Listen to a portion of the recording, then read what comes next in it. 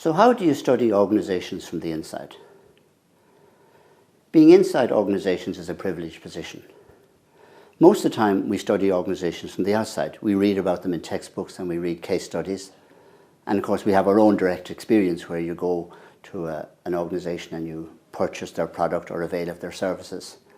And that service, you may be satisfied or dissatisfied with that service. But being inside an organization is privileged because you're in behind the curtain. You're backstage, as Goffman puts it. You see what's going on.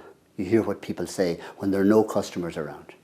You begin to find out what's really going on because you see the contradictions between what people say and what people do. You learn all sorts of things simply just by being there. And of course you're there doing the work, but you're all socializing and having coffee with colleagues and having breaks with colleagues. So you find out what they think about the organization, what they think about their lives in the organization and their futures. You get all sorts of things by simply just sitting around and chatting to people. So this is a very privileged position about organizations. So the question is, what does this mean? How do we get at what this means? So the key steps in researching or inquiring and studying organizations from the inside, the first step is pay attention to what's going on.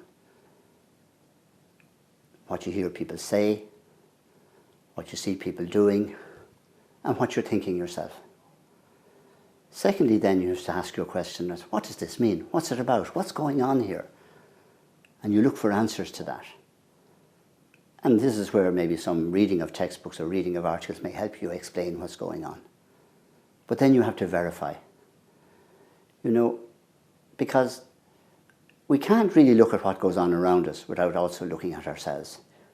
There's a great line in The Secret Life of Walter Mitty, where Danny Kaye is talking about somebody who says her favourite sport was jumping to conclusions.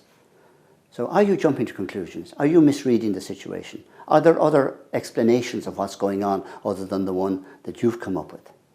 So we always need to keep an eye on how we're thinking and how we're feeling, because that's part of the evidence as well as what's going on and what you hear and what you see.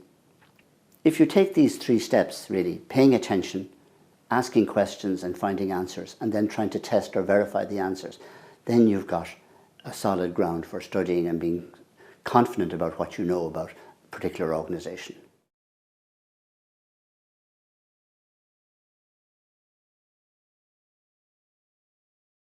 Experience is what you describe.